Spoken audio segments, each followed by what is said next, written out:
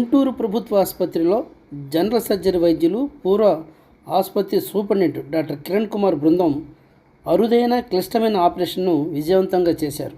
10 లక్షల విలువైన వైద్యాన్ని ఒక పేదవాడికి అందించారు.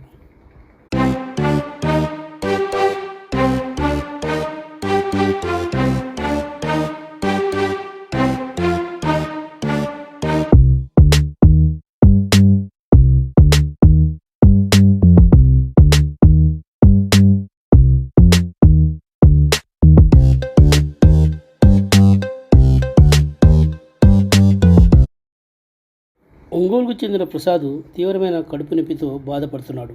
దాంతోపాటు కామెర్లు, చలిజ్వరం కూడా రావడంతో ఆయన గుంటూరు ప్రభుత్వ ఆసుపత్రిలో చేరారు.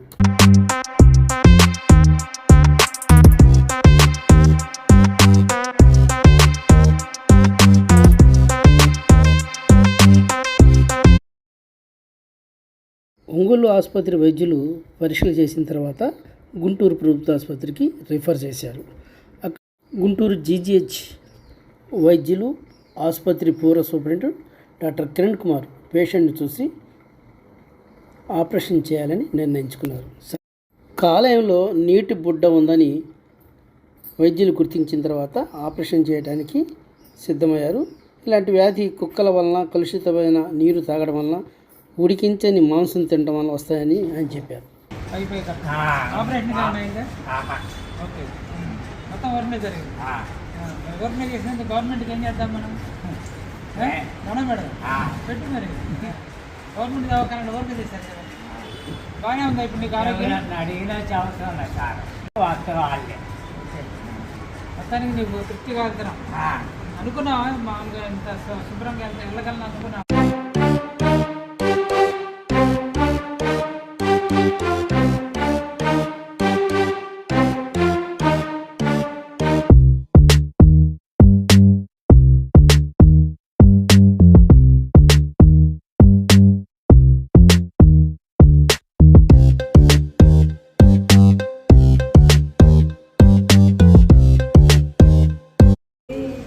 జ్వరం ఉంది, కామెరని అన్నీ అడిగారు. అన్నీ ఉన్నాయి సార్ అని చెప్తే సరేనమ్మా ఇలా గెట్టున్నది, మరి ఆపరేషన్ పడిద్ది అన్నాడు. ఆయన మొత్తం తొట్టుకోలేడు అని చెప్పారు. అయ్యా ఏమన్నా కానీ అంతా మీ సిద్ధం దేవుడి సిద్ధం అయ్యాని సంతకం పెట్టేసి అని వాళ్ళు ప్రార్థించి నీ సంతోషంగా నువ్వు సంతకం చేస్తావమ్మా బతకాలని మేము అదే కోరుకుంటామని చేసాం. ఇప్పుడు ఆ గవర్నమెంట్ హాస్పిటల్ ఎందుకు వద్దన్నారు? ఈ గవర్నమెంట్ హాస్పిటల్ ఎలా ఏం చెప్పారంటే మిషన్ లేవు, ఇక్కడ తగిన డాక్టర్ లేరు, మీ గుంటూరులో అన్ని సౌకర్యం చేస్తారంటే మేము వెళ్ళలేము సార్, మీరే చేయండి అని ముందుకు పడి 5 రోజులు అయినా కానీ మీరు వెళ్ళండి అని డిశ్చార్జ్ పెట్టి. ఒంగోలు గవర్నమెంట్ హాస్పిటల్ ఏందయ్యా అంటే చెబుతూనే ఉండు అది ఇది అన్నారు. ఇంకా వాళ్ళని అడిగితే ఇక్కడ చేసే డాక్టర్లు లేరు, దీనికి గుంటూరు పోండి అని రాసిచ్చాడు. సరేనని ఇంటికి వచ్చి పొద్దున్నే మళ్ళీ బస్సులు రాత్రి వచ్చాడు. 40 రోజులు ఉన్నాం, బాగానే ఉంది, ఏం తేడేం లేదు. వయసు ఎంత? 61, 62. మా బామార్ది, ఓకే, మా ఆడవాళ్ళు ఏదైనా కానీ చెయ్యండి అన్నారు అంట. నేనే వెళ్ళా, బాగానే ఉంది. ఆపరేషన్ వివరాలు చెప్పండి. ఈ ఆపరేషన్ అయితే మాత్రం చాలా క్లిష్టమైన ఆపరేషన్ అండి. చాలా అరుదుగా జరుగుతూ ఉంటుంది. ఇలాంటి జూనోటిక్ డిసీజ్, హైడ్రోటిక్ డిసీజ్ అనేది చాలా తరచుగా మనం చూస్తూనే ఉన్నాం. ఎందుకంటే గవర్నమెంట్ హాస్పిటల్లో చాలా పేద పేషెంట్లుగా వస్తూ ఉంటుంది. ఎక్కువ మందికి విలేజ్ల్లో తిరిగే వాళ్ళకి ఎక్కువ మంది వస్తూ ఉంటుంది. సో లిటరేచర్ చూసుకున్నా కూడా గొర్రెల నుంచి కానీ, మేకల నుంచి కానీ అవి విసర్జించిన మోషన్లో ఉన్న సిస్టులు యాక్సిడెంట్లుగా మనకి రావటం, అది కూడా కుక్క ద్వారా రావటం, కుక్కలు తినేసి వాటి ఎక్స్క్రీటర్ ద్వారా కూడా రావటం, అవి తినటం వల్ల మనకి ఈ సిస్టులు బాడీలో డెవలప్ అయిన సిస్టుల వలన ఒక్కొక్కసారి ప్రమాదకరమైన ప్రాణగండమైన జబ్బుగా పరిణమించి ఈ సిస్టులు ఒక్కోసారి రప్చర్ అయిపోయి ఎనాఫిలాక్టిక్ షాక్ వచ్చి చనిపోయిన సంఘటనలు కూడా ఉన్నాయి. అలానే సిస్ట్ పెరిగిన కొద్దీ అవయవం లివర్ కానీ, స్క్రీన్ కానీ, ఊపిరితిత్తులు కానీ అవి కుచించుకుపోయి అవి ప్రెషర్ ఎఫెక్ట్స్ ద్వారా ఇబ్బంది కలిగజేసే అవకాశం ఉంటుంది. ఒక్కొక్కసారి ఈ సిస్టులో ఊపిరితిత్తుల్లో కానీ, గుండెలోకి కానీ, అలానే ప్రేగుల్లో కానీ లివర్ బిలియరీ సిస్టంలో కూడా బిలియరీ డక్ట్స్లో కూడా రప్చర్ అయిపోయే అవకాశం ఉంది. కామెర్లతో కూడా ప్రజెంట్ అయ్యే అవకాశం ఉంటుంది. సో ఈ పేషెంట్ కామెర్లు, చలి, వణుకు, జ్వరం, పెద్ద గడ్డతో వచ్చారు. మేము పరీక్షలు చేసి CT scan, MRI, ultrasound, blood టెస్ట్లు అన్నీ చేసి అతని జనరల్ కండిషన్ కూడా ఇంప్రూవ్ చేసి రక్తం పెట్టి ఒక 3-4 గంటల క్లిష్టమైన ఆపరేషన్ పూర్తి మత్తు ఇచ్చేసి పేషెంట్ కాపాడటం జరిగింది.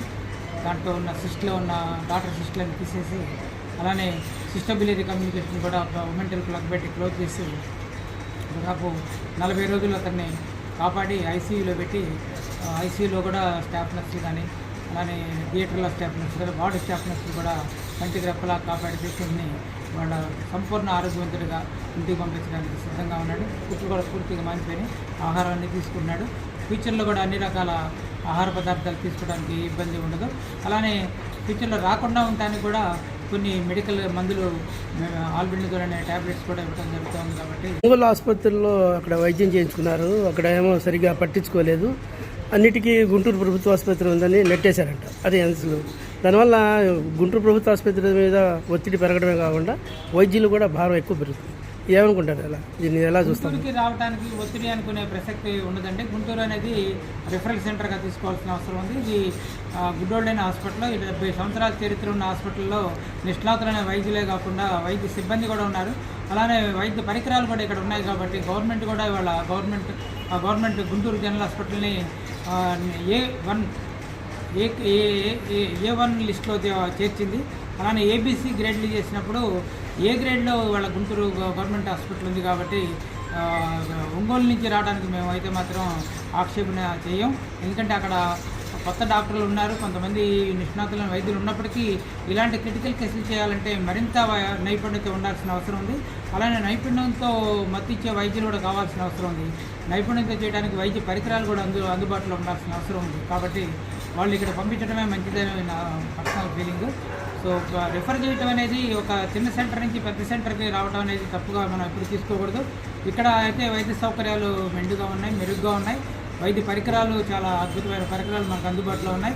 అలానే డిఫరెంట్ డాక్టర్స్ డిపార్ట్మెంట్లు కూడా ఉన్నాయి. కాబట్టి ఒకవేళ మెడికల్ డిపార్ట్మెంట్ కానీ, మెడికల్ గ్యాస్ట్రో కానీ, సర్జికల్ గ్యాస్ట్రో కానీ అలాంటి డిపార్ట్మెంట్లో కార్డియాలజీ డిపార్ట్మెంట్ అందుబాటులో ఉంటాయి. కాబట్టి ఒక టీమ్ ఆఫ్ డాక్టర్ లాగా ఏర్పడి ఒక టీమ్గా చేస్తే రిజల్ట్స్ బాగుంటాయి. కాబట్టి ఒంగోలు నుంచి ఇక్కడ రావటం మాత్రం ఆక్షేపణ కాలేదు. ప్రైవేట్ ఆసుపత్రుల్లో మామూలు ఇలాంటి వైద్యం చేయాలంటే ఎంత ఖర్చు అవుతుంది? ప్రైవేట్ హాస్పిటల్లో ఇలాంటి చేయడానికి కూడా సాహసించడం అనేది మనం చూడడం. ఎందుకంటే ఆపరేషన్ చేసేటప్పుడే ఎనాఫిలాక్టిక్ షాక్ వచ్చి పేషెంట్ టేబుల్ మీద చనిపోయినా పేషెంట్ గొడవ చేసే అవకాశం ఉంది. కాబట్టి ఎవరు కూడా ముందుకు వచ్చి ఆపరేషన్ చేయరు. అందులో ప్రసాద్ అనే పేషెంట్కి అయితే చాలా క్లిష్టంగా ఉంది. ఎందుకంటే అతను జనరల్ కండిషన్ కూడా బాగుండలేదు. చాలా ఎమాసియేట్ అయిపోయి కేవలం ఎముకలు చర్మంతోనే ఇక్కడికి వచ్చాడు.